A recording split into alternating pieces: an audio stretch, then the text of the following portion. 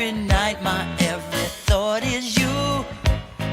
The things you do seem so satisfying to me. I must confess it, girl. When I like it, you send chills up my spine every time I take one look at you. FightSaga.com presents Real Boxing with legendary fight trainer Ronnie Shields. Guys, welcome. Happy Tuesday to all of you. And guys, if it's Tuesday evening, we're being joined by the incomparable, legendary Hall of Fame fight trainer, Ronnie Shields. Ronnie, how are you doing, sir? Doing great, man. I have to tell you, brother, that is by far the best intro in boxing, brother. In fact, you need to convince one of your fighters to come out to that song. That would be amazing. Now, guys, we're being joined by my very special guest. He's going to help me conduct Fact or Fiction while co-hosting this program. And guys, you can find him on theboxingsource.net as well as the Boxing Source on YouTube. My very dear friend, James. How are you doing, brother?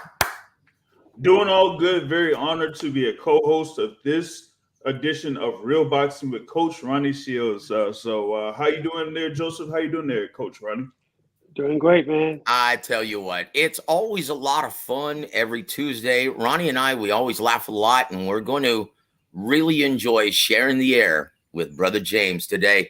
And you know what, Coach, we have so much to go over and a very deep fact or fiction to get involved. But, oh, boy, we do have to ask you. There have been so many fans just wondering, right? And we're going to now, guys, we're going to get Ronnie's opinion on fact or fiction on Haney Lomachenko, Spence Crawford, all of the pay-per-view stuff, all of the robbery stuff. Yep.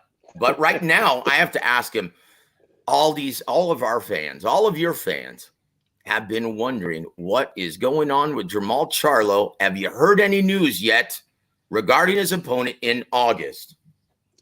Not yet. Still waiting on an opponent, but he is training. We train him a few days a week. Matter of fact, today he left and went to the WBC convention today. So, in Mexico. In Mexico. Let's hope that he doesn't drink the water so he can continue training. But no. All joking aside, yeah, this has been a big deal. The reason why everyone's been asking is because his, I guess, brother just got left off of the ring ratings, pound for pound, Jermell, right, because he hasn't been competing. He hasn't competed in over a year. And everyone's been asking, well, is the WBC going to strip Jermall? And that's been the big question. So what's your opinion, or what do you know to be factual, sir? I know to be factual that Mauricio Solomon said he was not going to strip Jermall Charlo. He understands Jermall had an injury, and he understands, some things that Jermall has been going through. So definitely not going to strip him. He's going to get to take a voluntary defense and then fight the one out of J-Rock and what's the other guy name? Carlos Adames. Carlos Adames, yes. Big Mouth Adames. Woo! Yeah. Boy, he's been talking a lot, Coach. Oh, yeah, let him talk. He's good at that. He's trying to be relevant, Yeah, so that's what they do. When they try to be relevant, they talk. So let him talk. I'll tell you what. Now, is his comeback, Jermall, is it going to be staged in Houston, Texas, sir? I still haven't heard anything yet as far as when and where. But right now we're looking at a date in August is all I'm told. So, so he's been working out with me at least a couple of days a week right now. He's just doing his conditioning, just trying to get himself in some kind of shape for when they give us that date, and then we start full blast. That is excellent. James, do you have anything else to add to that, sir? No, it's just that we'll be glad when he finally is able to step in the ring. I know that, like you said, he's had a lot of things that he's dealt with over the past year plus. So once he gets in the ring, he'll be fully back and getting a real gear there. So. Well, I tell you what, before we stop, and yes, we cannot wait to see the WBC middleweight champ back in action. It's a long time coming. And it's going to be like holding your breath for 2 minutes and then finally getting to let it out, isn't it? It's gonna feel great, Coach. And look, before we get behind, because we already have a ton of comments directed towards you, my friend. Let's introduce and say hello to our very dear friends, our Warwick Radio extended family members. Big shout out to the first one on the board, Bunch It Punchy. Yep, welcome to the show, sir, and thank you for always being here for the coach. Sly Tendencies, let's go to war, brother. Indeed, thank you for always being here for the coach.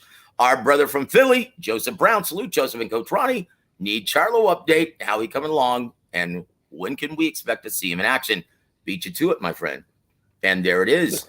Our brother Larry Liston, always very insightful. Looking forward to another great show with the Ronnie Shields. Yes, sir. We're here for you. Just for you, brother. My brother, Antonio Luna. Good afternoon, Warwick Radio family. Good afternoon to you, sir. Thank you for being here live for the coach. And he adds, Lomachenko won. He says that, and a lot of fans say that, Coach, in such a matter of fact. When it's pretty obvious, one, it was a very close, controversial, contested fight, right? Very close. Could have easily gone other way. And two, most importantly, the nature of the scoring process is subjective. Why is every fan convinced and state as a matter of fact that Lomachenko won? Well, I think people see that Lomachenko was throwing in combinations. He was throwing in 3, 4s, and sometimes 5 punches at a time. And Haney wasn't, so, and, to me, it was difficult to judge this fight. You have to look at everything. You can't just look at one thing. You really have to look at everything. But for me, I thought a lot of the rounds was close. And I had it after the 10th round, whoever won the last 2 rounds was going to win the fight. And to me, Lomachenko won decisively in the last 2 rounds. So I gave him the fight. You get 7-5, right? Yep, absolutely. That's it. I could see that because I had it 6-5 Haney going into the final round. I thought 4 through 8 really blew it for Lomachenko. And then he came on strong. But guys, we're jumping the gun. We have a lot to discuss, and I'm getting ahead of myself because we have a ton of fact or fiction, prognostications, and predictions for you, Coach Shields. So let's move on with saying hello to our dear friends in the chat. Our brother Larry Liston also says, "Wait a minute, I thought Jamal was fighting Magic Selesky from Poland." Well, he was going to fight him until he got injured. Yeah. And then once he got injured, that fight went out the window. Larry, are you trying to say that you prefer that matchup over everybody else? Because be honest, Ronnie, is there anyone who's still clamoring for that fight? No. And there it is. Also, my brother Sly, shout out to the boxing source. There it is. Also, Tyco TV, thank you for being here. Always for the coach. Salute Coach Ronnie Shields. Yes, indeed. The one and only. This is pretty funny. Sly Tendencies also adds, boy, Adamas keeps the verbal diarrhea flowing, doesn't he? You better think about J-Rock first. Yep. Don't look past J-Rock, guys, because at 160, that very well might be a different fight than, well, most people have in mind. Also want to give a shout out to my brother Sid UK across the pond. Salute Joseph, Coach Ronnie, and the boxing scholar. He sure is. He's also the boxing source. Thank you for joining us, Sid, and always being insightful. Sid, as always, has, besides Sly, the very best comments on this show. We're going to keep a running poll, right, to see who gets the, quote, or the post of the evening, right? Also, my good friend Peter Von Arx. Welcome to the show, sir. Good evening, Joseph, Coach Ronnie, and the boxing scholar, the boxing source as well, sir. Thank you, Peter. We appreciate you being here, my brother. Let's see. Also, my brother Dre Finest. What's up, brother Joseph? Can you dig it? I tell you what, I'm joined by Coach Ronnie and James from the Boxing Source. I can dig it. Also, Teach. I got Andrade, by the way. You think Andrade's going to be Jamal's next opponent? What say you, Ronnie? I say, hell no.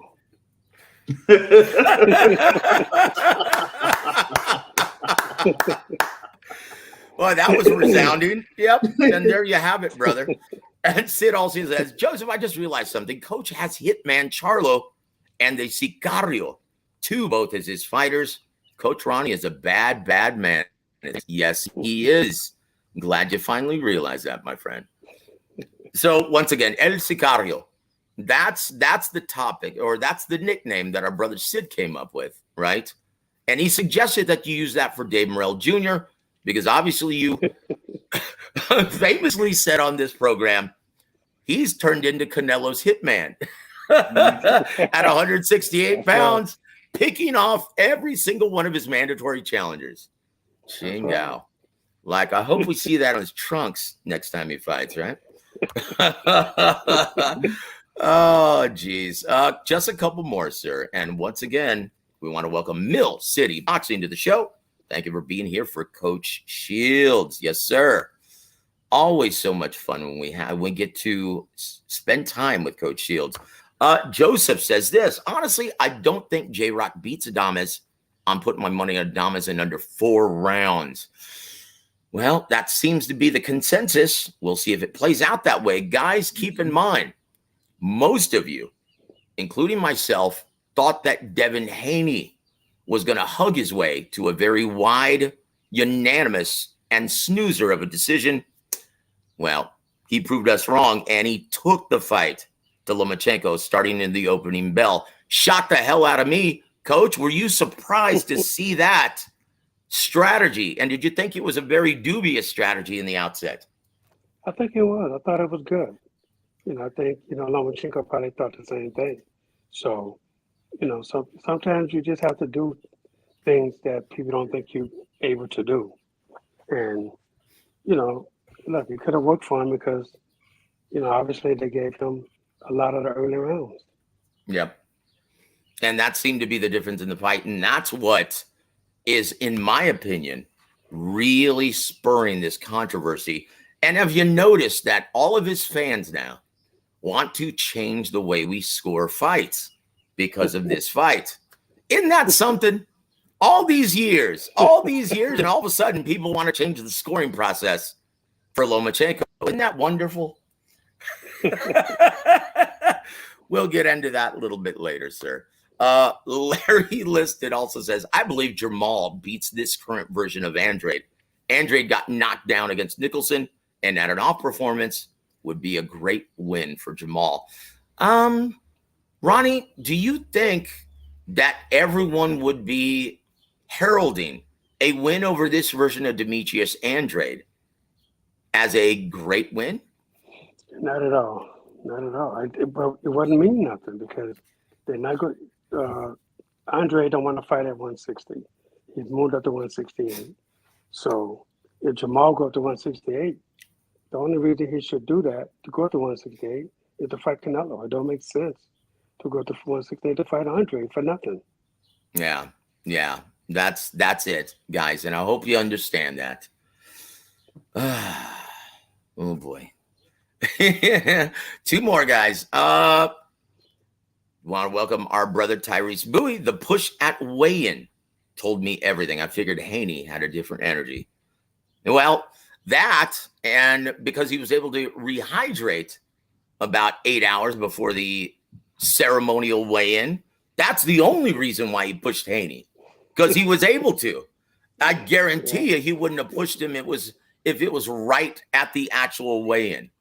I promise you that. Yeah, got a couple bowls of pasta in him and a couple of IVs. Chingao. Also want to welcome Top Dog to the show. Welcome to the show, sir. Thank you for being here for the coach. He says, I think Jamal Charlo smokes Andrade. Charlo has one of the most educated lead hands in boxing. Is Jamal a natural orthodox fighter, coach? That's a very good question. Yes, he is a natural orthodox fighter. Wow, Absolutely. he's just, man, how do you get all of these naturally athletic specimens in your gym, brother? You like every trainer would love to have your stable of talent. But yeah. So how do you get this talent, coach? How do you do it, buddy? And, guys just got natural talent, man. I'm fortunate to have, guys come to me that does have some talent. And, and I just try to help to bring it out of them. Well, you're doing a tremendous job, coach. You have one of the deepest stables in boxing, one of the most talent enriched, and we can't wait to see it on center stage. Now, once again, ESPN. I have to add this, James. Mm-hmm. ESPN, they're incorrectly. Now, you went to the initial press conference in Vegas, right? For Don King, Adrian Broner, sans Adrian Broner. He actually didn't show up, but it was with Bill Hutchinson. Now, What is the date for this fight exactly? Well, it's supposed to be Friday. What was that, June 8th? June 9th, I think. Yes. Friday, June 9th. ESPN, guys, in case you frequent their schedule, they have an incorrect listing. It's supposed to be June 9th, Miami, Florida, on Don King pay-per-view. Adrian Broner versus Bill Hutchinson. Your guy in your first fight with him, Adley Rodriguez from Cuba. He's going to be taking on Raul Garcia Jr. in your 6th round welterweight attraction. Are you guys ready, coach? Let's do it. Absolutely. Always ready. No. Are you ready for Adley Rodriguez? Oh, yes. Adley, man. You pick, I call him Pooley. That's what we call him, Pooley. So Pooley is definitely ready. Matter of fact, Pooley, he's down in Miami right now. He's sparring with Teofimo Lopez. He's sparring with Teofimo Lopez. Yes. Who's getting ready to fight Josh Taylor. Oh, boy. I bet you those are some great wars in the gym. Oh, man, to be a fly on the wall in that gym.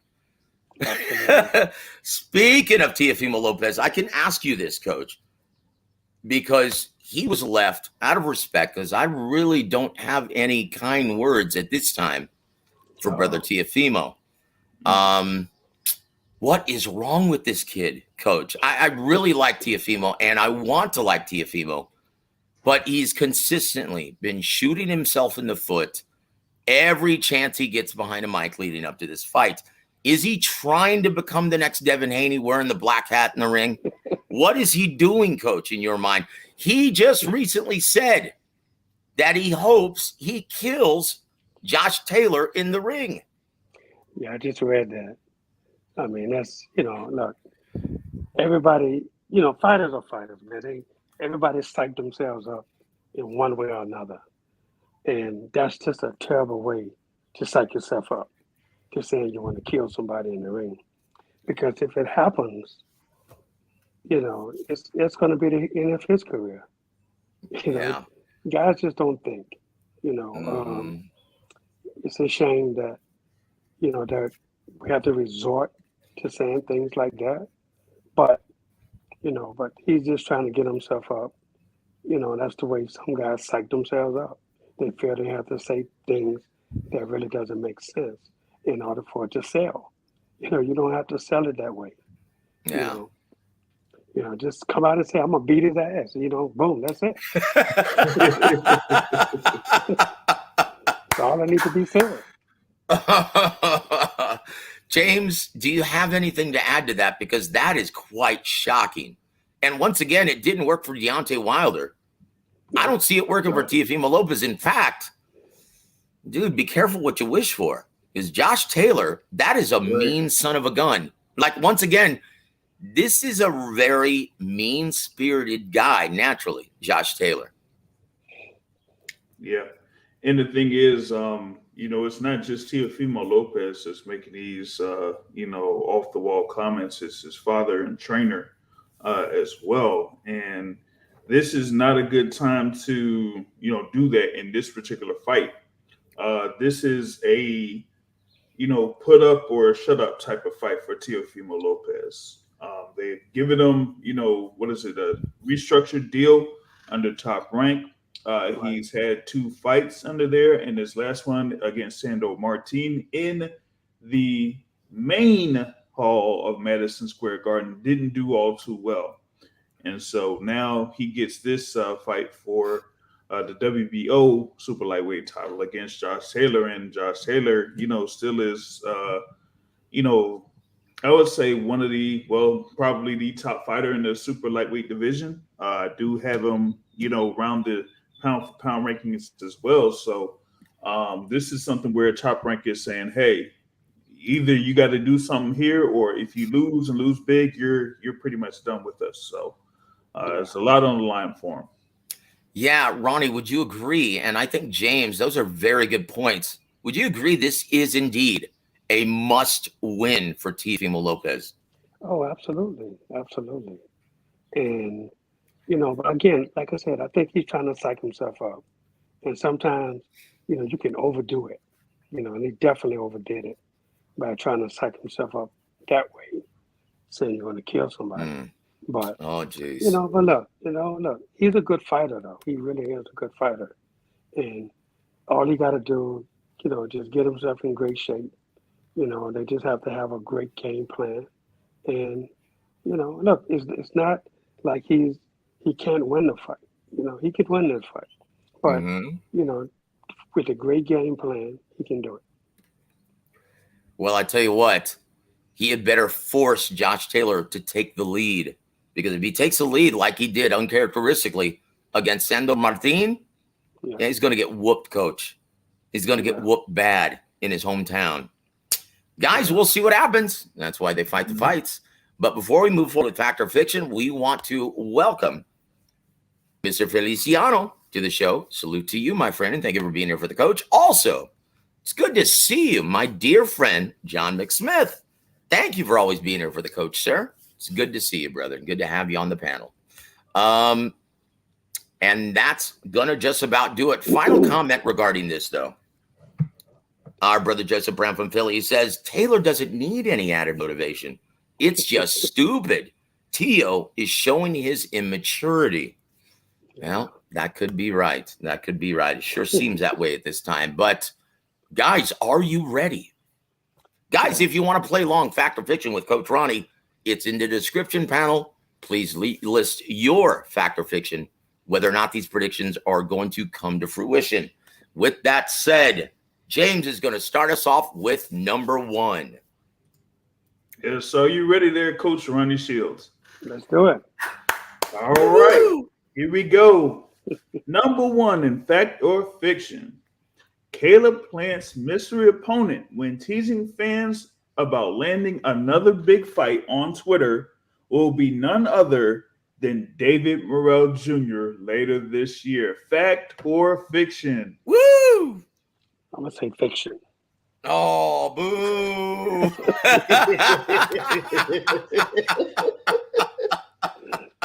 Oh, say it ain't so, Coach. Oh, you just broke our hearts.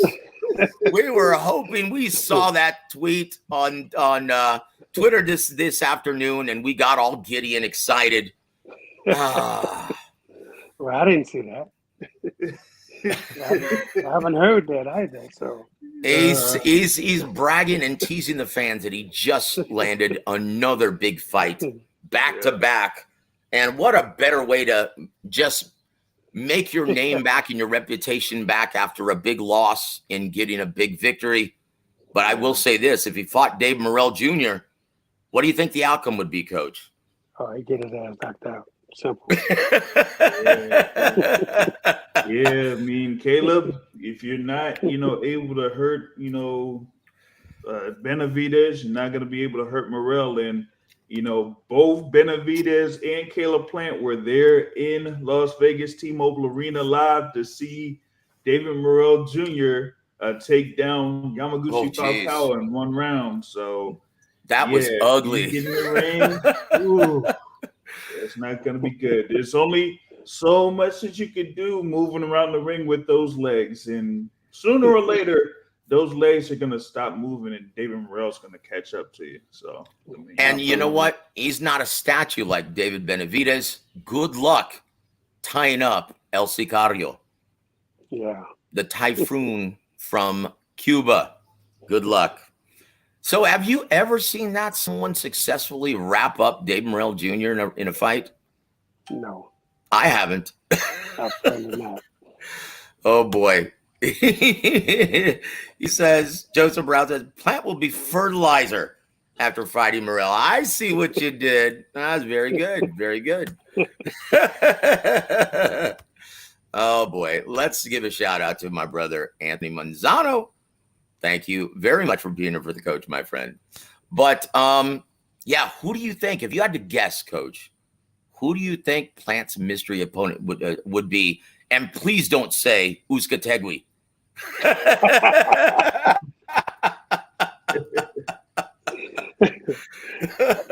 Really, no, because he already beat him. So. Oh, that's right. He beat him to win the title, didn't he? That's right. That's right. So he can't go back and fight him again. I don't know. Oh, man. boy. I don't know.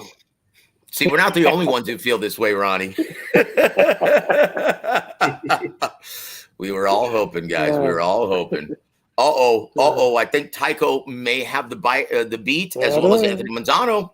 Plant versus Boo Boo. Demetrius Andrade. Yes, I think that is indeed the mystery guy, and he's trying to paint it as it's still this big fight. Well, Plant, quite the contrary, brother. Now, how do you think that's going to look in the ring if they do fight? 2 counter punchers, both movers, both very awkward. Yeah, I think they have to show this on the Nickelodeon channel. And you know, that's a possibility because it is owned by CBS Viacom. There it is, guys. There it is. There it is. You might see that on Nick at Night. Yep. Chingao. Can you imagine that? Well, go ahead, James. I'm sorry, sir. I like Plant versus Andrade. I don't. That is not like a good matchup, number one. And number two, from the business aspect of it, you would think that one or both guys would ask for too much for that type of fight to happen. So, come on, Steven. Just say no, brother. Just say no, Steven Espinosa. Ching out, dude. Now, once again, you don't have to purchase everything that's thrown at you, brother. Come on. I know you hit a grand slam with Gervonta Davis versus Ryan Garcia, but you don't have to purchase everything these guys throw at you. Come on, brother. Do it for the team, especially now that he's feeling good about himself landing Terence Crawford versus Errol Spence Jr. Oh, geez. Say it ain't so. Well, we're going to move on. Number 2, Coach. Devin Haney will not face Gervonta Davis later this year, nor will he face Regis Prograis at 140 pounds on DAZN, either because he just entered the Terence Bud Crawford Club of fighters who aren't big ticket sellers, but have grown accustomed to receiving inflated purses well above the respective market value. Fact or fiction, Coach? That's a fact. Mm-hmm. That's a fact, yeah. He's in a bad position right now. He really is because, now he doesn't have his deal with the Top Rank is over. Yep. So, and I mean, they did okay on the pay-per-view. 130,000, I believe it was. Yeah, 130,000. Yeah. Yeah, and that wasn't terrible, but it wasn't something that going to make promoters jump out and say, "Hey, we got to have this guy." Yeah. So it's going to be tough because here's the thing with him: you don't know whether he's going to be able to make 35 again. or just say, Yeah. hey, you know what, I have to go to 140. Now, you know, he might just do it like everybody else and try to make a deal with Eddie Hearn, but Eddie Hearn already came out and said that he's too expensive. He can't afford him. Mm-hmm. So, but who can afford him? You know, that's the thing. That's going to be the thing. You know, if you sign Devin, you know, right away you're going to, let's just say he'd say, okay, he's going to make a deal with PBC. He has to fight Tank first. He can't just come in and say, okay, you know, because you're undisputed champion, and they're not gonna just let you come in and fight anybody. You know, That's you right. gonna have to you got to fight the top guy that's there, and that's gonna be Tank. And if you go to Golden Boy, who you know, I don't know who we can fight there. That's that can sell pay-per-view. Probably nobody actually, unless Yeah. he fights Ryan Garcia at 140. So that's tough. He's gonna have a tough. He's gonna be a tough sell right now because with so many people thinking he lost the fight to Lomachenko, and whether he can, who else can he fight that's going to generate the type of money that he thinks he deserves, Yep. and that's going to be hard, man. And also, I heard, I don't know if it's true or not, that he got fined like $400,000 for He pushing did for the Lomachenko. shove. Yep. Yeah, come on, man. That's ridiculous. That don't make sense to fine this man $400,000. That's crazy.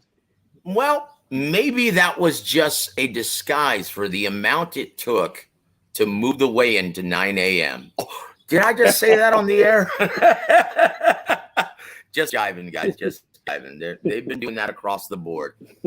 James That's Gogi even hilarious. told me they gave him an early weigh-in time for his fight in Mexico City this past Saturday. So they're Well, doing this across the board now.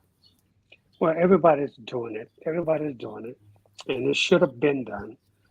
You know, because look, when back in the day when I was fighting, we had to weigh in the day off. That was hard. I mean, it's really tough on fighters to try to weigh in the day of the fight. Now they switch it to the day before, but they started doing it in the evening time, you know, and it really didn't change a whole lot. So now they're really moving it back early and doing mock weigh-ins afterwards. So I think that's good for the fighters because we got to care about these fighters' safety and the health of these guys, and I agree that the weigh-in should always be early. And then, if you want to do a mock weigh-in, go ahead and do it for television or for the fans. You can do that. But Yep. to have these guys weighing in so late, man, it doesn't make sense because, again, we're talking about health on every fighter. Yes, sir. And staying on this topic, we do want you to address this because everyone, including, trainer Robert Garcia, he thought that, yes, it was a robbery this past Saturday or last Saturday in Vegas. He was there. Obviously, he had a fighter on the undercard, Raymond Murataya. And, he says there has to be a rematch or it won't look good for Devin Haney. Coach, is Top Rank and ESPN after only dinging 130,000 purchases on pay-per-view? Would they be interested in a rematch? Well, of course they will be interested in the rematch, but they will have to pay Devin a lot more money. Number Mm-hmm. one, and why would they want to do that when they didn't do anything on pay-per-view? Yep. So Mm-hmm. there's a lot that has to go into that. And but they could fuss all they want to. You can't change the scores. That's not going to happen. So so they have to either put up or shut up. Say we're going to do this again, and we're willing to lose this amount of money. Lose the television's money to do this. With Mm-hmm. because it may be less people watching next time. Mm. So, Yeah, you know what, Coach? James, do you have anything to add to that? Given as I do things from a business perspective, yeah, that pay-per-view number, just doesn't cut it for Top Rank. You got, Devin Haney that, comes with a high price tag and has done so for a while now. And with this fight against Lomachenko, while, some people may demand the rematch, it just doesn't make much financial sense for Top Rank to do it. So they're not going to go forward with that. And, Devin Haney has to basically look for a new home. And, there was, Eddie Hearn kind of suggested that he possibly could go back to Matchroom to face a newly signed guy that Matchroom has, a world champion. They're 140 pounds, but that remains to be seen. But outside of that, like you said, there's really not that many other options out there for Devin Haney on Matchroom, and with Golden Boy, certainly not outside of that Ryan Garcia potential matchup. So we'll see what's next for Devin Haney, and if he, continues to command that high price for him to step in the ring. Yeah, forget about it. Once again, he is now the vice president and chairman of the Terence Bud Crawford Fighters Club, who have grown accustomed to making these inflated purses and are free agents and insist on remaining free agents, but demand huge dollars when they're not big ticket sellers. Yeah, that's a perplexing situation for Devin Haney. But hey, congratulations. You just won this Saturday night or last Saturday night. Now, good luck in getting a big fight for the remainder of 2023. How long did it take Terence Crawford, coach, to get another fight after becoming a free agent? Oh, it took him a little bit. Over a year? Well, I'll tell you what, you might want to give BLK Prime a call. Oh, yeah, absolutely. Absolutely. Oh, Chingao. Maybe he can be next for Adrian Broner to 140 pounds. Oh, he can call Don King. Yeah, tell you what, Don King, James, has become the official Island of Misfit Fighters. Yeah. But guys, we want to thank Sly Tendencies, our brother, for always supporting the coach every Tuesday night with the big $2 super chat. Thank you, sir. Iron Plant's next fight is on Rumble. Seriously. Well, I tell you what. Oh, geez. Boy, Caleb Plant. You know what? That's perplexing now. Going back to that, I wonder who that is. Who is his mystery opponent? He says it's such a big fight. Yeah, this is perplexing. That's going to bother me for the rest of the day. But thank you. Thank you, Sly, for the big $2 super chat. Yes, call Don King Cat. So, number 3, James. Yep. All right. Coach Ronnie, are you ready for number 3 on Fact or Fiction? Woo! Do it. All right. Number 3. Vasyl Lomachenko will face Shakur Stevenson later this year for the interim WBC Lightweight Championship on free mainstream ESPN. Fact or fiction? Ooh, that's a tough one there. But you know what? I'm gonna say fiction on that one. I think they're gonna try and put that on pay-per-view. I really do, because Shakur Stevenson, man, to me, he's one of the best fighters in the world today. Mm-hmm. And and so many people feel that way. So many boxing fans feel that way. And I think they really might try to push him on a pay-per-view show. I think they're going to have to lower the price, but I think they might try to do that. And you know what? That'll be a great fight. That would really be a great fight.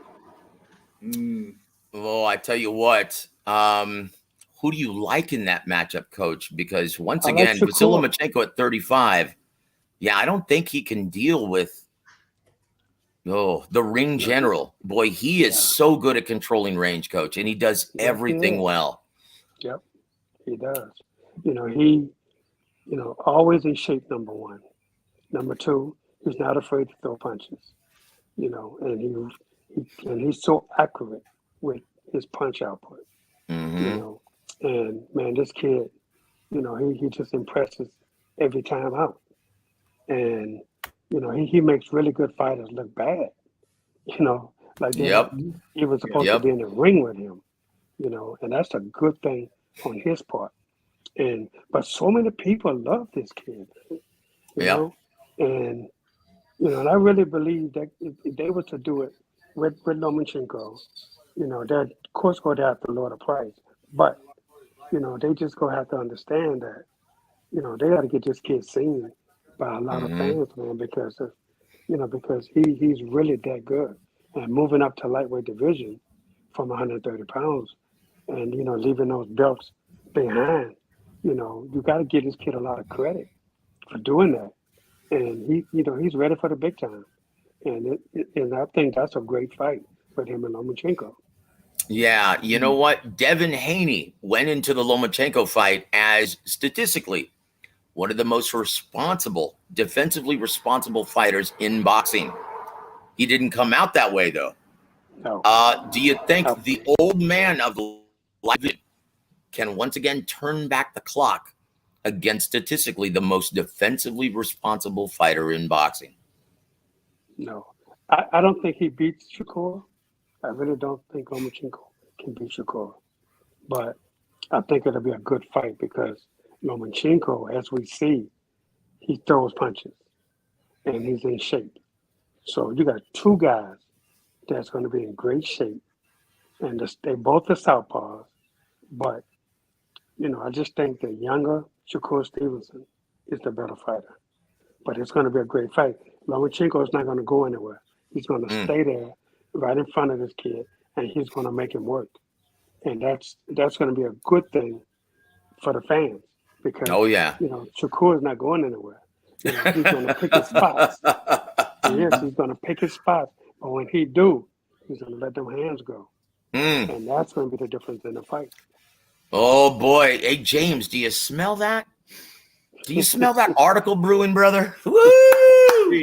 Yeah, Gotta love it. go. Gotta love it. Yeah, that's gonna be a good one. Good article coming up. Therefore, Brother Joe, the War Week Radio Network. So I'll be on the lookout for that. You know, I had went to Shakur Stevenson's fight in Newark against Shuichiro Yoshino. A very healthy crowd that night too, James. Yes, it was at the Prudential Center, and Right. you know, he was able to be impressive in that particular fight. You know, coming off of that, he was very confident that he could really compete at the top at the 135-pound division. And of course, given what happened with the Haney Lomachenko fight, the WBC had made Lomachenko still be there at number one in the WBC rankings and have Shakur Stevenson at number two. So, that kind of makes things be aligned for that particular fight to take place. And I could see it on pay-per-view, and I could see it being much more manageable to have on pay-per-view than Haney Lomachenko because the purses won't be as high this time around. Right. So Exactly. I'd say that it could still be possible. But if it is on ESPN, if they have enough money in the budget, imagine that rating. Goodness. Imagine that rating for that evening. Especially in the fall season. Yeah. Woo! Yeah. I'll tell you would what. have a lot of eyes. And look at John McSmith trolling the old man. Look at yes, I said defensively responsible. And what that means, sir, if you don't know, statistically, he is the hardest fighter to hit in boxing. I think his opponents are averaging a connect percentage of only 17%. Coach, is that ridiculous? Yes, it is. That's like Floyd Mayweather territory, guys. Yes, it is. So that's what I mean by defensively responsible. No. In case you didn't know. No. That you know what? That's not quite Mayweather level. I'm TBE. No. You know what? He's a hell of a fighter. Oh gosh. Hey, coach, by the way, did you hear Devin Haney's post-fight commentary? Sounded familiar, didn't it? Yep. Sounded just Absolutely. like Floyd. What is the deal with everyone trying to do the Floyd impression post-fight? Hey, he's a hell of a fighter. I take my hat off to him. What the I took hell? my head off to him. He was great. Oh, jeez. That is one hell of an impression as well, James. Good job, my friend. So we're moving on, guys. And yes, our final Haney Lomachenko fact or fiction. Are you ready, Coach? Let's do it. As a result of the Haney Lomachenko scoring controversy, the Nevada State Athletic Commission will allow judges to start using a maximum of 2 evenly scored rounds of 10-10 per championship contest of 12 rounds for the very close competitive rounds, which are too close to call, or rounds with little to no action. Yet Teddy Atlas will still be calling for a National Boxing Commission. Fact or fiction, sir? Oh, that's a fact. That's of a Teddy Atlas. He's trying to change the sport, man. He wants to change it. He wants to, look, man. We're all human beings. We all make mistakes, but sometimes we just don't. We're all looking at the same thing, but we're all coming out with different opinions. And that's going to be. You're not going to be able to change that. You're not going to be able to change people's opinions because we all see things different at times. So it happens. But I think that you should have a lot more even rounds because if it's a round that you don't know, you have to call it even. You can't just say, well, I'm gonna just give it to this guy. It's not fair. It's not fair. Yep. If you send it even, that's what you have to call it. You have to call it the way you see it. That's what the sport is all about. It's okay to have a draw in this sport, and they try not to have draws, right? Yeah. So a lot of states, what they're doing now is if the fight, let's say you fight in a 6-round fight, the fight is in a draw, right? Ended in a draw. They're gonna make them fight one more round. What? You know what? Yes. Wow. Yes. That's amazing. Yeah. And I think it should be that way. I don't know if you remember, but they did this about 10 years ago. They did this. When the fight ended in a draw, they agreed to fight one more round. Even if it was a 12-round fight, both camps had to be on the same page, and they had to go one more round. And all the commissions say yes to it. But then all of a sudden, it died out. But now it's coming back to life. A lot of states are trying to do that now. They're trying to put that back in. And I think it would be great because, look, guys want to win. They don't want no draw. They want to win. And I think the fans would like that too. So if a fight ends in a draw, I think it should be in the contract that you have to fight one more round. And if that ends in a draw, then you got to call it. That's it. You can't go no more than one more round. And I think I like where it. Should be. I like it, Coach. I like it. A winner. One thing I've never been able to wrap my head around. It used to be 15 rounds, right? Back in the day. Why on earth would they make championship fights an even number round? Right. What the hell, brother? Yeah. That's never made sense to me. No, it's still what the hell were they thinking? 12 rounds, even? Yeah. Man, come on, dude. Yeah. Chingo. But that's why people always thought it should be an odd number of rounds, so you can't have draws. So. Oh boy. Yeah. You know what? What do you think about this also? Because a lot of people are complaining about the Lomachenko fight. That's ridiculous. And it's a serious flaw in the scoring system. That 10 and 11 were still scored the same way, 10-9 for Lomachenko, the same way Devin Haney's first and third rounds were scored 10-9 when there was little to no action in those rounds respectively. Right? Yeah, and that's the kind of round, look, you just have to, but judges, they want a winner also. So, but, you can't be afraid to call around even, and That's the only thing I think that really hurts the sport is that we are afraid to call rounds even. Yeah. And, they just figure somebody had to win the round. No. Sometimes, if you land 2 punches, I land 2 punches, how you going to say he won the round? For what? Yeah, you know what, Coach? I can't stand it when, because they do not want to score even rounds. The state athletic commissions frown upon that these days. Then you end up getting the rounds that are scored for a certain fighter with little to no action determining the outcome of the fight. Absolutely. So the only alternative is, Coach, is say round number 10 and 11 for Vasyl Lomachenko, dominant, overwhelmingly in favor of Loma. Do you score that 10-8 instead? No, can't do it.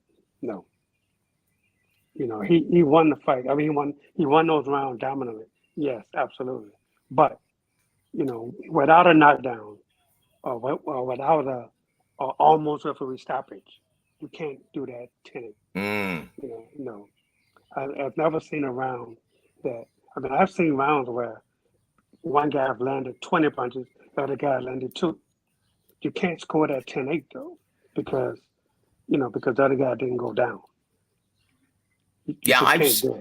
I've seen judges use their own judgment and and score around 10-8 when it's obviously one fighter beats up another opponent, but there's no knockdown.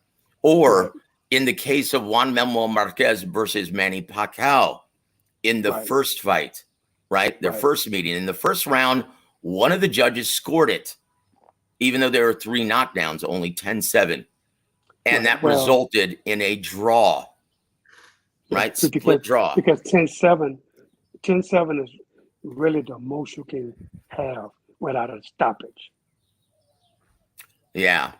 Well, it can't be 10-6, 10-5. You can't do that, because after 3 knockdowns, they figure, hey, well, the fight should be over with anyway. But then they come out with the no knockdown, the 3 knockdown rule is not in effect. They come with that. And, it's good in a way, but it's bad in a way. Because the good thing is if a fighter is not really hurt, but he goes down, he's okay, he still got his senses, he can get up and he can continue to fight. But the bad part is on the scoring end of it. You get knocked down 3 times and you could still win the fight. Yep. You know what? And thank God that judge scored it only 10-7 when the other 2 scored it 10-6. Because if he hadn't, well, we would have never seen Pacquiao 2, 3, and 4. Right. And my goodness, what wars that was. And it made both fighters legends. Juan Manuel Marquez, broken nose and everything, just gushing blood, came back from that first round deficit and forced the fight to a draw. What an amazing war that was. Yes, amazing. But guys, we want to say hello to our very dear friend, Dub Rightside. Salute Joe and Coach Ronnie and chat. Thank you for always being here for the coach, my friend. Also OT Spears. I don't know why you're asking the coach this. He doesn't still train Erislandy. When will Erislandy Lotta fight again? Ronnie, is that your problem any longer? Not at all. But I did hear he's getting ready to fight Danny Garcia. Oh boy. 2 counterpunchers squaring off. It's going to be like watching paint dry, my friend. Oh gosh. Barclays Center is going to be in for a treat. Yeah. Oh boy. And John McSmith. Oh boy. You want to hear some comic relief, sir? Scoring rounds. That's my thing. Well, only in your mind, my friend. Chihuahua. This is a guy that still uses CompuBox, right? Uh-oh. And the only reason why I'm saying that is because he'd been trolling me for the last several weeks. Thank you for being here, John. We appreciate you, brother, supporting the coach. Let's see. Yeah, so why is Teddy Atlas carrying on about all of this?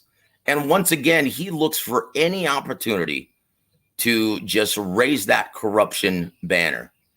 Yeah. Like, what is going on with this guy? Teddy, Haven't you finally gotten the memo? That's why you're not on ESPN any longer, brother. Nobody Coach, cares. do you know of a good psychiatrist for Teddy Atlas? Yeah, Mike Tyson.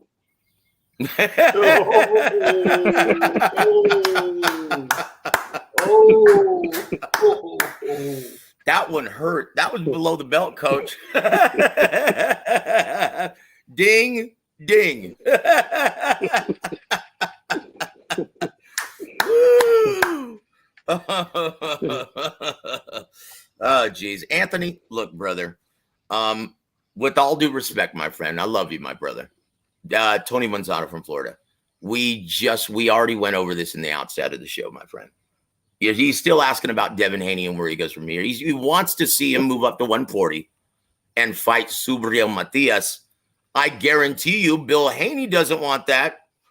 Coach, your thoughts about Devin Haney potentially facing Regis Prograis or Subriel Matias or any badass at 140? Is he in trouble? And is this the reason why we're going to see him still try to kill himself to make 135? Absolutely. You don't want to fight those guys. You know, look, you know, but, you know, he's not in a good position right now because, you know, he is like Terence Crawford was when he left Top Rank. He's the same way. He's in the same boat. You know, he can't go nowhere with bad pay-per-view numbers and expect to get paid a whole lot of money. It's just not going to happen. You know, and, you know, either he come down off of that and say, okay, go back to Top Rank. Look, man, okay, you don't have to pay me as much, but you got to pay me something, you know? And, you know, but he's just got to shop himself around. And if he try to do it the independent way, ain't going to happen. Nobody's going to buy it. Simple as that. Coach, I love seeing great fights, great matchups, but I don't know if I could stomach Subriel Matias, the ass whooping that he would put on Devin Haney. I mean, now, once again, all credit to Devin Haney. He's a very good fighter, very athletically gifted, very well schooled, great jab, great footwork. But damn, how do you keep a guy like Subriel Matias off of you for 12 rounds? Yeah, you don't. Oh, boy. And this isn't featherweight Vasyl Lomachenko, brother. This guy's a biscuit shy of welterweight. Yep. And he's got that sick, steady, consistent two-fisted attack. Best of luck there, Junior. Oh, boy. Yeah, that would be terrible. Terrible. Oh, my gosh. Now, James, would you want to see that fight? I know a lot of fans right now would want to see that fight. They can't stand Devin Haney. Yeah, if they can't stand Devin Haney, then yeah, they would love to see that, but I don't want to see it. Oh, here's another matchup that won't happen. Gary Antoine Russell would put a serious ass whooping on Haney at 140. Coach? Nobody want to see that either. Nobody's going to pay for that, man. Oh, boy. Nobody's going to pay for that. You know what? I think he has enough detractors right now, especially right now, that I think a lot of people would pay to see that. But Gary Antoine would uncork a serious ass stomping on Devin Haney. That's just my prediction, guys. Maybe I'm wrong. Wouldn't be the first time. But James, number 5. Go. Number 5 in Fact or Fiction. Coach Ronnie, are you ready? Yes, sir. Woo! All right, here we go. Number 5 in Fact or Fiction. Terence Crawford versus Errol Spence Jr. will play out identically to Haney versus Loma, with Spence getting a controversial decision victory, spawning cries of robbery and corruption once again. Fact or Fiction? Oh, boy. Fiction, I'm going to say fiction. Well, you're hoping it's fiction, Coach. Well, the reason I'm going to say fiction is this, right? Whoever wins is going to win. Simple as that. You know, I just believe that whoever wins is going to be no doubt.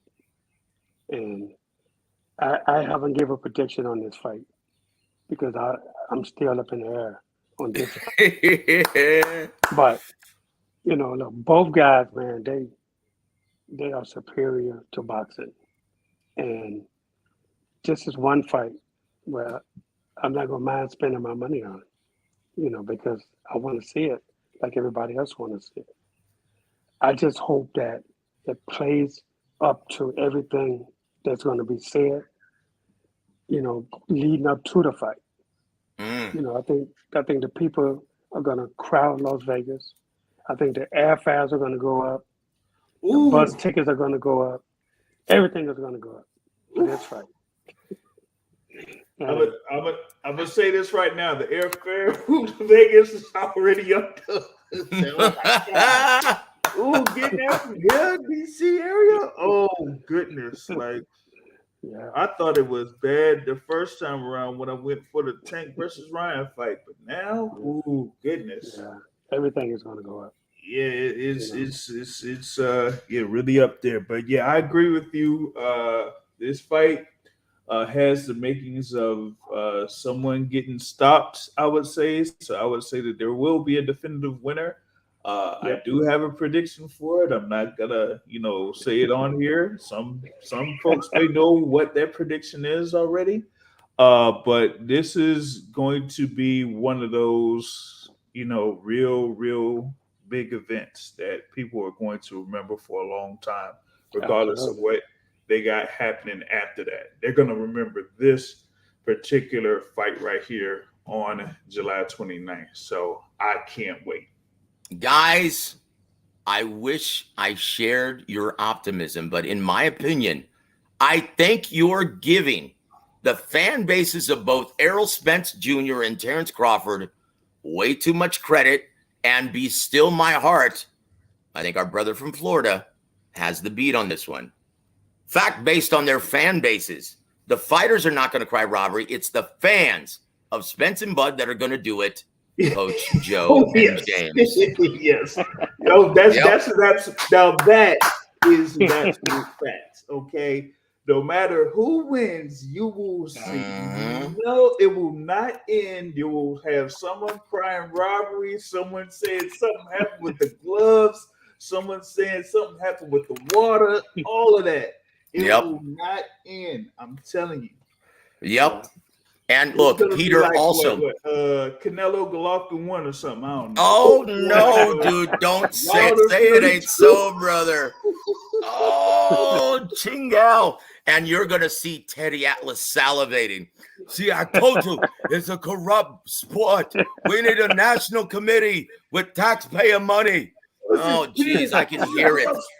We need to have regulations. We need to go to Congress. Oh, jeez, Chingao.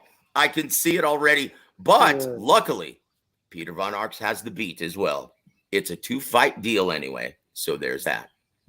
Yeah. Thank you very much. Thank you very much. Thank God for the negotiation process. But Joseph also agrees. Wouldn't surprise me, even if it's convincing from both fan bases, because they're emotionally damaged already. Yes, sir. Yes, sir. Now, here's what I think, right? Here's what I think. Now, once again, coming up with these fact or fictions, this is purposeful, this one. This wasn't just one out of the blue. Because in my opinion, a very slow starter like Vasyl Lomachenko, notoriously, and he always picks up the pace when and I hate this quote, but I'm going to use it anyway. After he downloads the data, he gets that engine revving around 5, 6, 7, and he starts putting it on Spence at the very end. And guys, I hate to say this, as I'm hoping for a knockout either way, we're not going to get it. Because Ronnie, how often do we see knockouts at the elite level if it's not in the heavyweight division? Yeah, it's rare that you get a knockout, in the smaller weight divisions. At this level. Right? Yeah. Yes, absolutely. Look, both guys are well trained. Both guys are so much experience on both sides. Both guys have really good defense. You don't see either one of them getting hit with big shots back to back to back. You just don't see it at this level. And, both guys are going to be ready. They're going to be in great shape. you know, it wouldn't surprise me. Somebody's going to win this fight, but it's going to be a very close fight either way.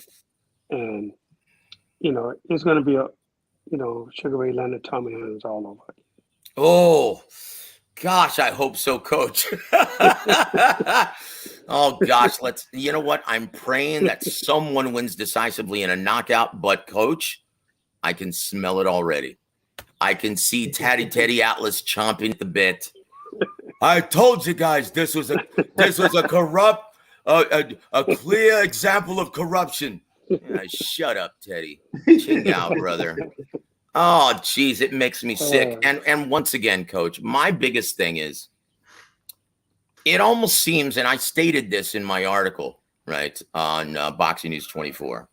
Right. It almost seems like the guilty dog barks the loudest. The guys guilty of not spending a dime investing in these pay-per-views are the ones who are screaming the loudest for robbery and corruption. Isn't it amazing how that works? Because most people who invest their hard-earned money in these things don't want to feel ripped off. Everyone that I know who purchased this event, Lomachenko Haney, they walked away from it saying, wow, that was a much better fight than I had anticipated. It could have gone either way. Right. Because once again, you don't want to feel ripped off when you invest your hard-earned dollars. But if you have nothing to lose, let's just throw a ton of shit against the wall, see if it sticks. Chingao. Yeah, dude. But here's a big question for you, Coach Ronnie. Stylistically, do you see Terence Crawford starting the fight against Errol Spence Jr. in the southpaw or orthodox position, and why? I see him coming out as a southpaw. I think he has to try to match what Spence has. Spence is probably going to be the strongest welterweight he's ever faced. Mm-hmm. So, and Terence, his defense is better to me as a southpaw than it is as orthodox fighter. But, they're going to study Spence more than I'm going to sit there and study him. So they're going to know, whether it's better for him to come out as an orthodox or a southpaw. And I think Terence has won fights better as a southpaw than he did as a right-hander, But, he's definitely going to go back and forth. But I just think that, being a southpaw is going to be better for him because he picks his shots a lot better to me. Now, he's not the fastest starter coming out. Spence is. Mm-hmm. So he's going to have to do some work on that because Spence is definitely he's going to come out fast. There's no ifs, ands, and buts about it. Terence isn't the greatest starter in boxing. So, and Terence could play it smart, right? He could say, you know what, I'm going to start fast. Oh, okay, I'm not going to worry about the first couple of rounds. Let me see where I'm going to pick my shots. I'm going to see where he's open. He's going to look for certain things on this end and that end and see what's going to work better for him. He could do it that way, or he, and I think that's probably better for him that he stayed got him to where he's at right now instead of trying to change things and saying I'm gonna start faster this fight because I'm gonna have to. And I don't think he has to. I really and truly don't think he has to start faster. I think he gotta do things that got him to what made him get to where he's at today. You know what? I think Lomachenko thought that same thing against Devin Haney.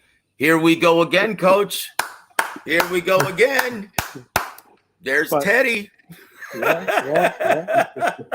But I tell you what. Go ahead, sir.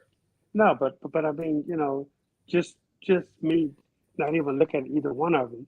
But that's what I'm thinking. You have to stick with got you there. Mm-hmm. And for Errol, we know being a fast starter and a fast finisher also. Mm-hmm. With Crawford being a slow starter, just picking his shots here and there, and then pouring it on at the end. And I think that's what worked for him. But again, Crawford has never fought nobody like Spence.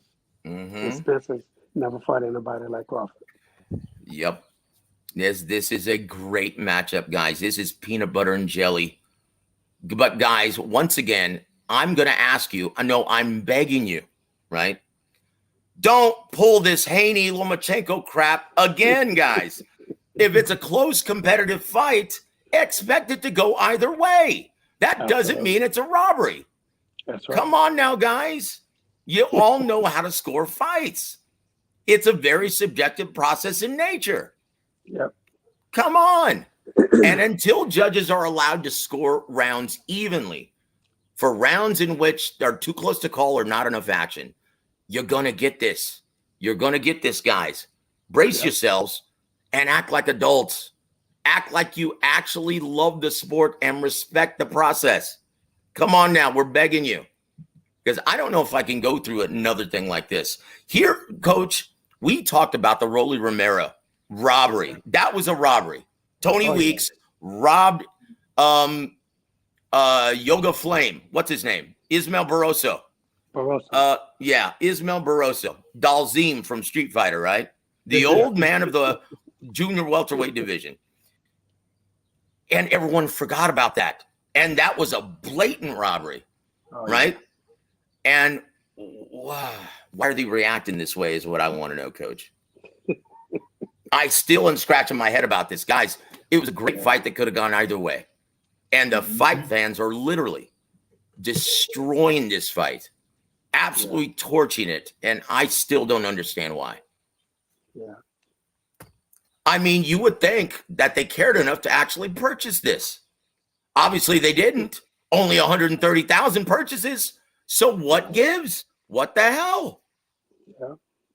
I can tell you this, guys. If you're going to complain, you better show up and purchase Crawford Spence. That's all I'm going to say. And I lost track. Is it your turn or mine? No, Yes. I'm even numbers, right? Yes. Yeah. Okay, so that perfectly leads into our next Fact or Fiction. Coach, here it comes. Number 6, Spence versus Crawford will only attract between 500 and 600,000 purchases on pay-per-view, but will be illegally streamed by over 20 million worldwide. Fact or fiction? I'm gonna say fiction, but that could be a fact. But I'm gonna say, just got the potential to do between 1.7 and 2 million buys. Oh God, I hope so. Yeah, That would be incredible. I think it really has that potential to do it. You know, and it's about time a fight cracked. You know, at least 2 million buys. You know, we haven't seen that in a long time, and I think this fight had the potential to do that. Well, someone had to say this that works with DAZN, and his name is Eddie Hearn. And this is what he had to say about it. You know, I think it does great numbers, between 500,000 and 600,000. It's a tremendous fight, and I'm sure it'll get the respect it deserves. But will it crack 1 million? No. The pay-per-view model, it just isn't that strong right now. But I think it's going to be an amazing fight, and I think the energy is going to be an all-time high for this one. There it is. Yeah. End quote, says Eddie Hearn. Now, let's be honest now. You think he's secretly hoping that this tanks, Coach? Oh, without a doubt. Yeah. If he was promoting it, it'd be 3 million buys. Now, the fans in Britain alone, they're going to generate 3 million purchases. Yeah. Exactly. Now, speaking of the UK, right? I think it's interesting what our friends across the pond, how they view guys from Texas as well as Nebraska. And here's some comic relief from our brother, very insightful Sid UK. I want to see farmers from Omaha and Texas roll around in Vegas in tractors with pitchforks during fight week. Hey, that's a great idea, man. Well, regardless of all what, the Texans are going to have their hats on. Trust me. Yeah, mine's made of straw. How about yours, Coach? You have the felt, don't you? No, you're too cool for that. You got the black felt going, don't you? Straw, Look, Sid, we are just like you, brother. our cars run on petrol, right? That's right. We ride cars. We don't just cook out in the backyard. We actually go to restaurants. We love fine dining. We're just like you, brother. We order takeout.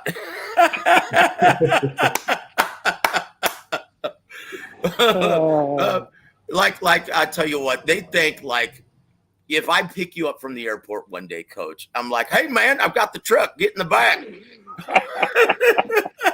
Hey there, partner. Get it back Hey in man, the hay, I brought the pickup. Sit in the hatchback, man. Sit in the pickup.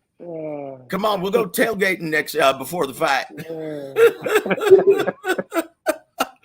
Oh, I love that. I think it's amazing. It's funny, man. But yeah, they believe you and I from Texas.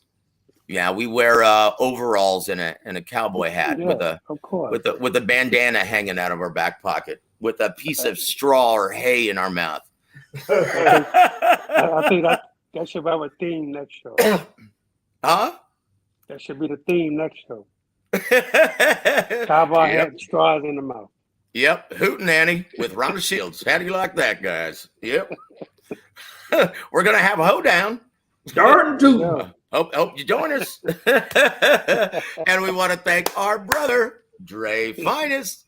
Absolutely, Crawford and Spence is going to be one hell of a fight.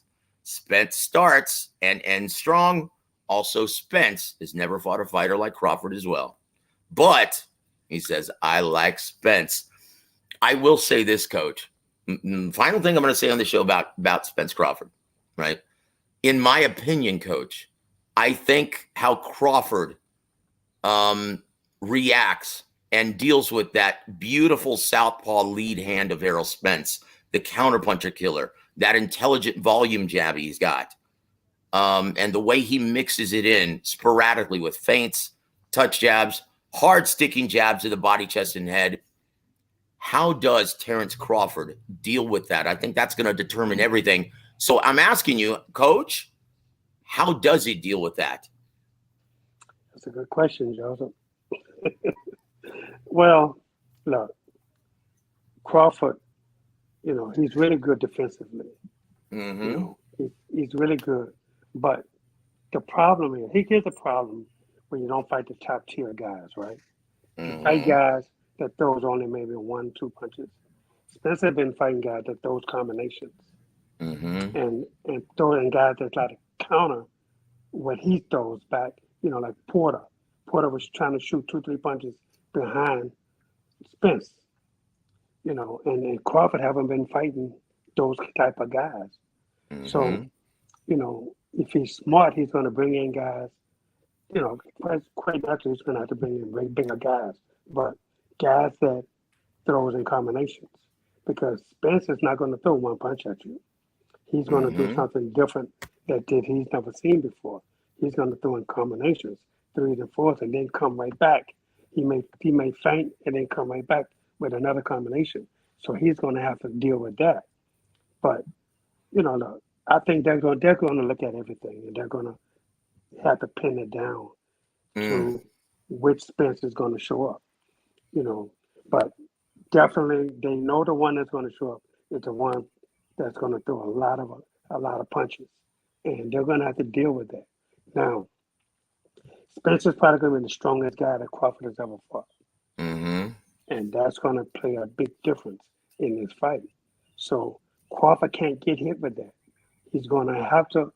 His defense is going to have to be on point, and as soon as he catch a punch, he's going to have to counter right away. It's going to be so different than what he's used to. Yeah, coach, this is going to be not only a great all-action fight, but every move that they do make is going to be very psychological in the outset. Yep. Guys, this is, once again, just like we saw with Haney Lomachenko, a high-level chess match with all action.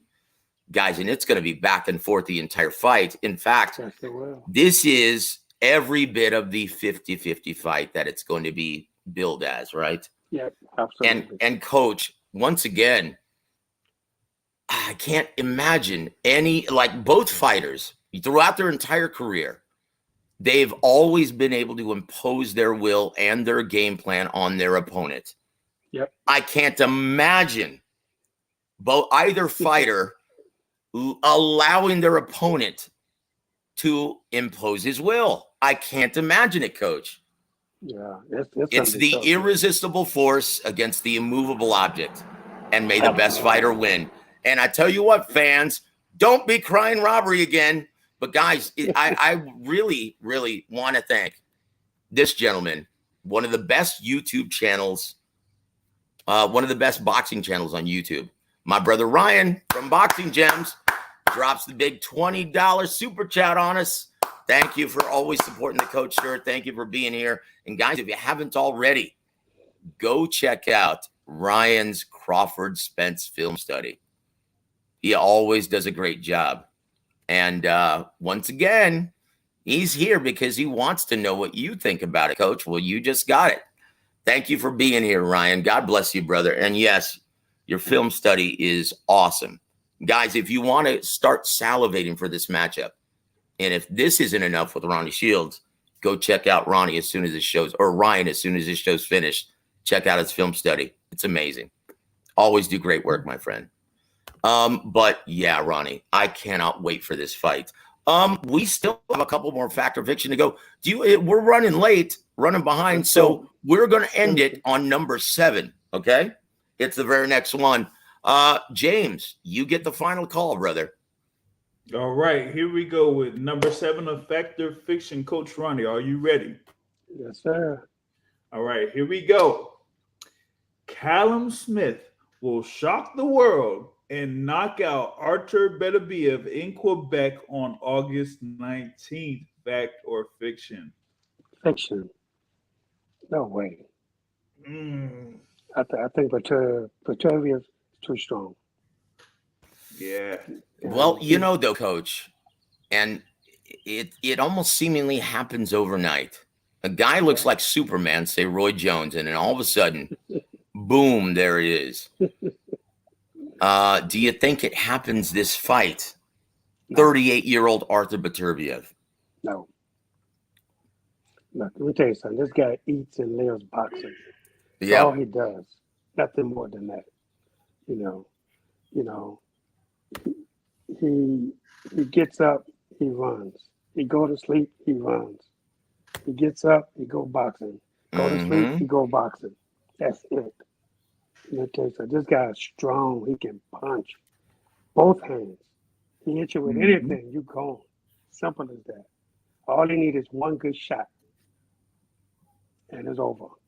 Oh boy, yeah. You know what? Standing up to that. Yeah, you know what? I love James Buddy McGirt as his trainer, and he's looked great since moving up to 75. But now, well, be careful what you wish for in this sport, because now you're going to get it. You're going to get it from the light heavyweight champ, the pound for pound unified light heavyweight champ, Artur Beterbiev. This guy's a killer, Coach. Yes, he is. Oh my gosh, he touches you with those hands of stone. Yeah, oh boy, it's over. Yeah, and have you seen his workouts, Coach? He is a machine. Yes, I saw some clips of him. Yes. Yeah, and Dre Finest has the beat. He's a monster. Yes, he is. Oh boy.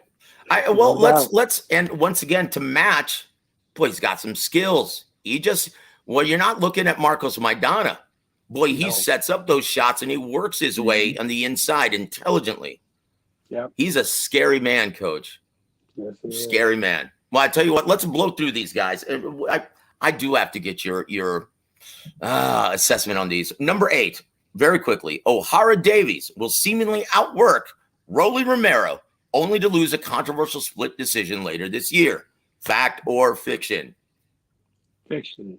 I can't see him fight O'Hara Davis. Well, not Rolly.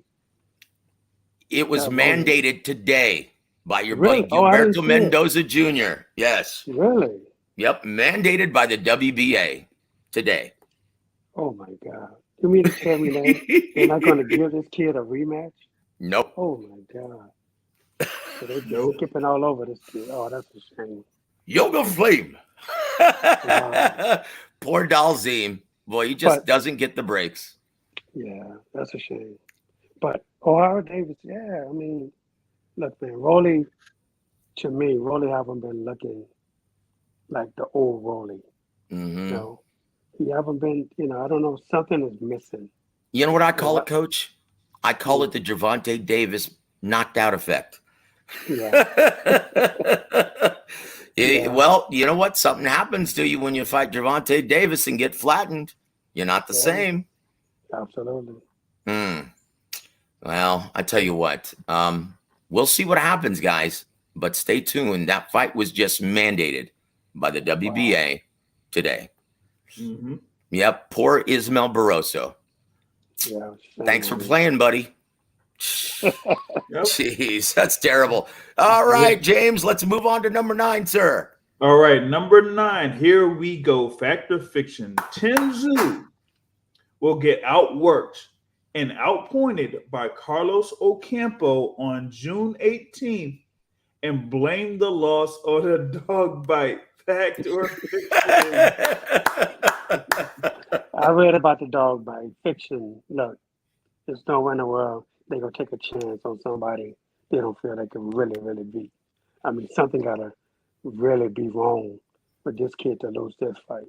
Look, he can really fight. I mean, I give him a lot of credit, But the problem is he can't beat Jermell Charlo. And that's just simple as that. Yeah. You know what, Jermell? Have you heard anything from Jermell? You're so close with his brother, and obviously he's to train Jermell. Have you heard anything about how he's doing? He's doing good. He's doing his conditioning now.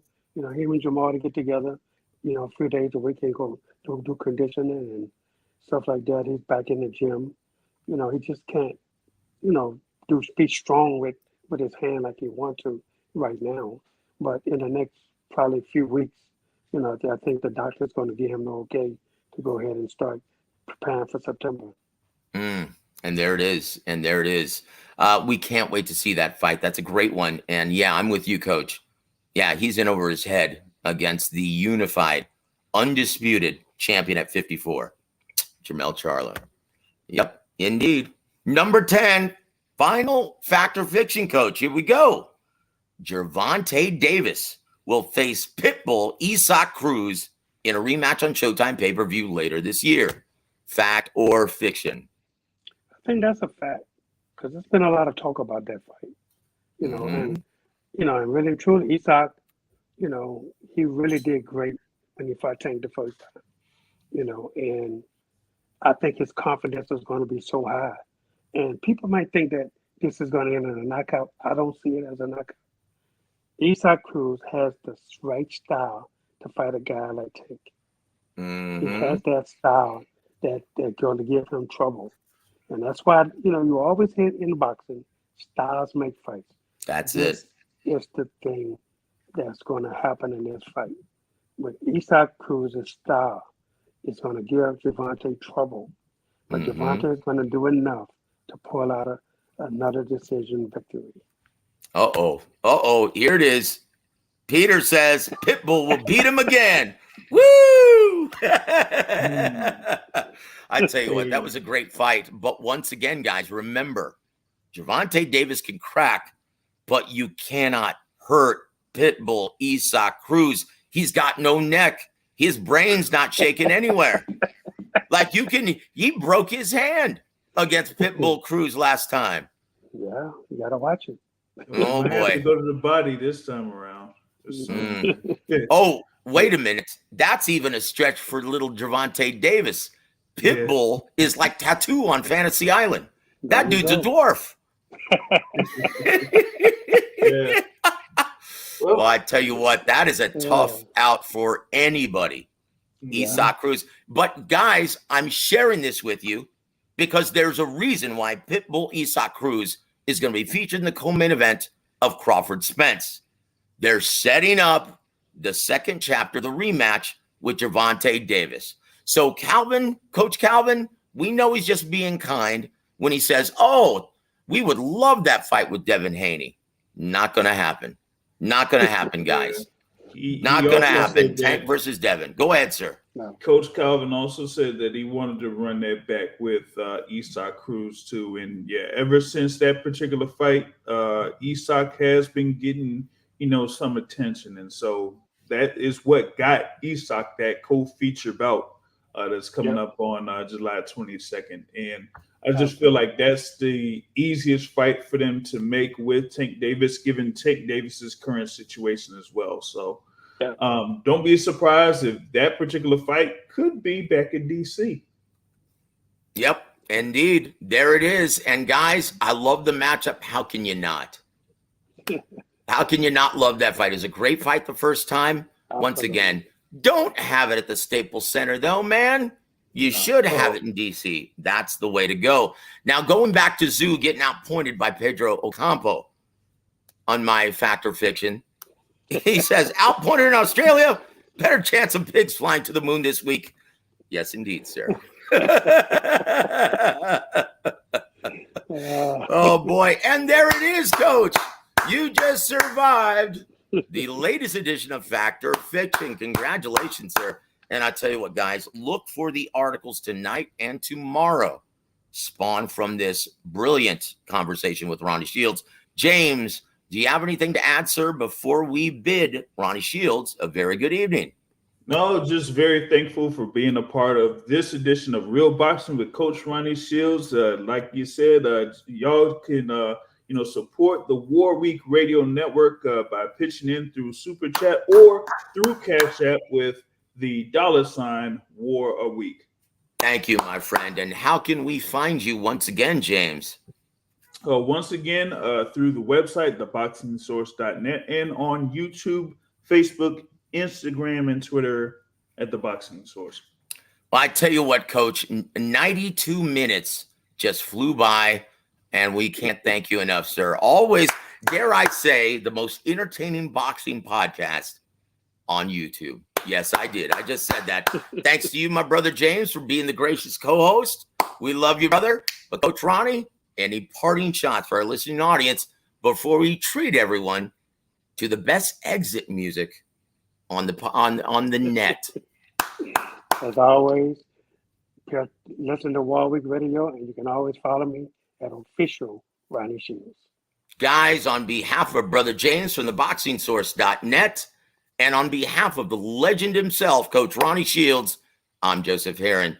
You've been listening to War Week Radio. Have a great evening, everybody.